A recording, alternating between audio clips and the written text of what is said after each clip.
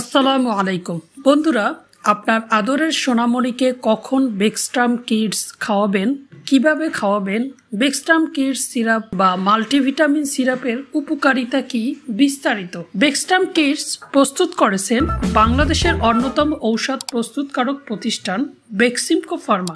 Bextrum kids এর উপাদান এক কথায় মাল্টিভিটামিন, অর্থাৎ সকল প্রকার ভিটামিন পরিমাণ মতো এতে রয়েছে এবং সাথে রয়েছে কড লিভার অয়েল, যা শিশুর মুখে রুচি বাড়াতে সাহায্য করে। মাল্টিভিটামিন শিশুকে কেন দিবেন, এর উপকারিতা কি? যে সকল শিশু সঠিকভাবে বেড়ে উঠছে না তাদের দরকার মাল্টিভিটামিন, যেমন যাদের স্বাস্থ্য রোগাপাতলা, প্রতিদিন পর্যাপ্ত খাবার খায় না, ব্রেইন বুদ্ধি কম, রোগ প্রতিরোধ ক্ষমতা কম, শরীরে শক্তি কম, এই সকল বাচ্চাদের মাল্টিভিটামিন বা বেক্সট্রাম কিডস অতি প্রয়োজন।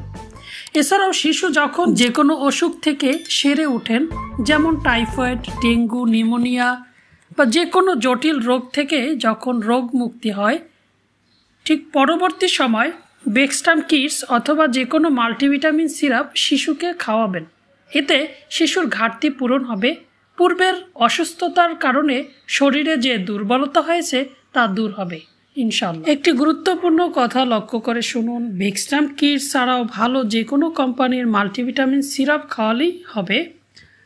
এই যেমন জোবিয়া কিডস, ফিলয়েল কিডস, পোগো, ডোরা কিডস, এই ধরনের যে কোনো কোম্পানির যে কোনো মাল্টিভিটামিন সিরাপ শিশুকে খাওয়ালেই হবে। কিভাবে খাওয়াবেন বা সেবন মাত্রা। বেক্সট্রাম কিডস এর সেবন মাত্রা 1 থেকে 4 বছর 1 চামচ অর্থাৎ 5 ml প্রতিদিন রাতে এক বেলা। 4 বছরের উপরে 1.5 চামচ করে প্রতিদিন এক বেলা। এভাবে শিশুকে 1 মাস অথবা 2 মাস খাওয়াবেন।